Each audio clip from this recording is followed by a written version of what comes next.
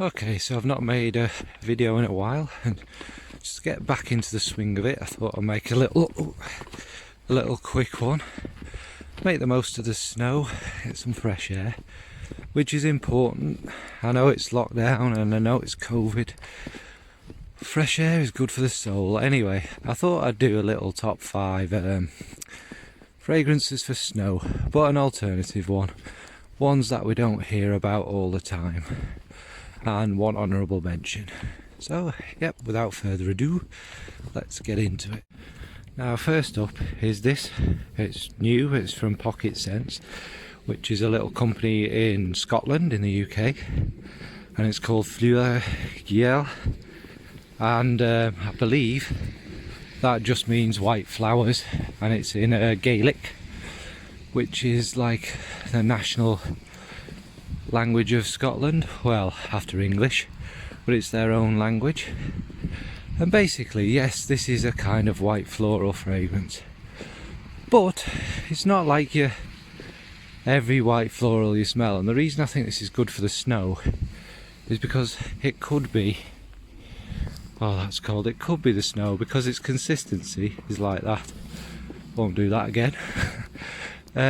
It's basically a fluffy iris supported by, I don't know, I couldn't tell you which white florals are in there. There's jasmine for sure, maybe there's a bit of narcissus, because there's like a little greenness, a little sharpness to it, but all in all, I'll go into more detail and do a proper review when I've spent more time with it. I have rinsed the sample, but it's just a beautiful, soft, fluffy snow cloud of a warm, beautiful white floral fragrance. So that's Fleur de Gueule from Pocket Scents. Now, first up on the list, not in any particular order, is okay, it's a predictable one. It is this one. It's a beautiful one from Mugler, Alien Essence Absolutio, or whatever it is, something like that. And sadly it's discontinued now. But it is a resinous, warm, probably benzoin vanilla, kind of sticky, rich vanilla.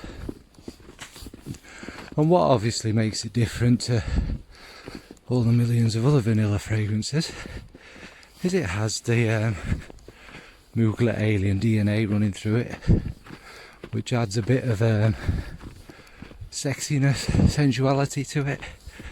And it is just, it's a snuggle up fragrance, keeps you warm. It's quite seductive as well, I suppose, if you're to wear it for that.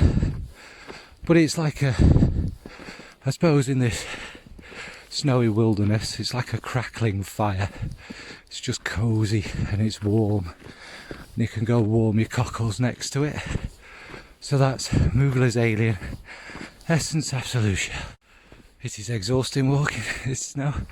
Next up, no apologies, it is Killian, and it's Love Don't Be Shy, which is a perfect snowy day fragrance.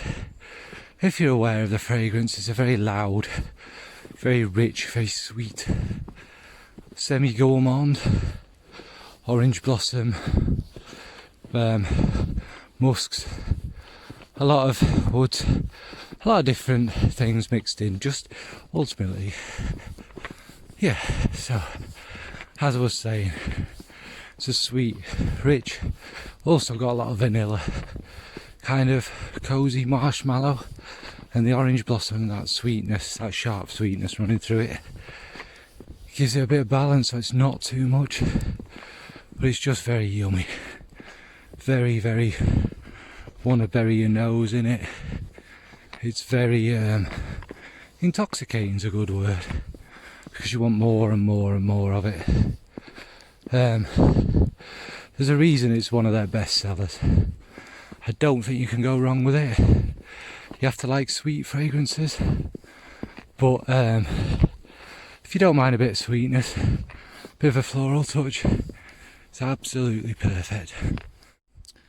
Next is an inspired by version of a very famous one. This might well be a good snow one. It's Nuisant from Rosa Salas, which is again a great British company based in the UK, and it is an inspiration of Tom Ford's Noir de Noir. Now, if you know that fragrance, it's basically like a chocolatey rose, a Turkish delight if you like, and it's quite wonderful. That basically is what it is. It's got notes of like the darker chocolatey patchouli. It's got touches of oud in it, wood, but it's all about this really dark, almost black smelling rose, which is just, again, it's one of them you want to bury your nose in, you want to wrap yourself up with, get enveloped in it. It is just very sexy, very beautiful, and very warm. And again, if you've tried Noir de Noir, this is practically identical. Has a little bit of, in my experience, this is a little bit richer and thicker maybe than the original Noir de Noir. But I've tried 2 or 3 different Noir de Noirs of the original. And yeah, I think there's a formulation thing. I'm no expert, but they do seem to be, some seem to be lighter than others, but this one obviously isn't. So that's Nuisant from Pocket Scents, Rosa Salas. Next on the list is Pont Absolute. And again, yes everyone, yes it's a dupe. This doesn't really have any of the DNA of the original, and it's more of a it's an EDP, so it sits close to the skin. Obviously it has the performance, but it's not a beast. And it's basically, it has 3 notes listed, but pretty much you just pick out 2 really. Black pepper in the opening, very spicy, very warm, very black peppery, and then it's got ylang ylang, which isn't overly floral, just adds a little touch of sweetness to it. There's a bit of musk, a bit of woods probably, but that's all you really get from it, is that ylang ylang with the pepper.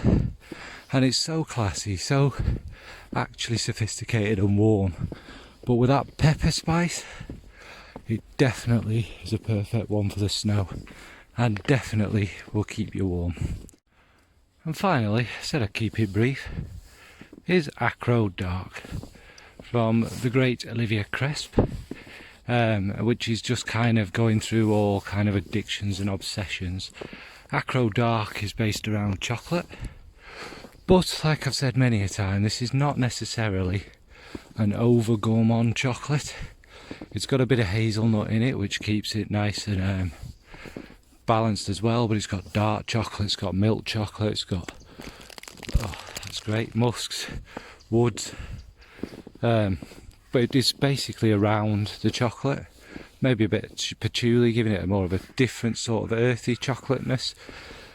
And it's just very, it's very, what's the word, not edible, not yummy like that, but it is very, it gives you that coziness that you get from chocolate, smelling chocolate, them lovely rush of endorphins, that warmth, that, this is what we do when we're in the snow, we eat lots of chocolate, don't we, drinking chocolate, cocoa, all that sort of stuff, and it very much has that effect. I think it's perfect for the snow. But if you're expecting something sweet and sickly, it's not this. It's just a beautiful, balanced chocolate with different layers of chocolate. Milk chocolate, like I say, plain chocolate, luxury chocolate, Christmas tree chocolate, hot cocoa. It's just all of them all mixed up together, and it's very lovely. So that was my quick winter snow fragrance list. Hope you all enjoyed it. What about yourselves? What do you wear when it's snowing? What do you wear that's not spoken about too much?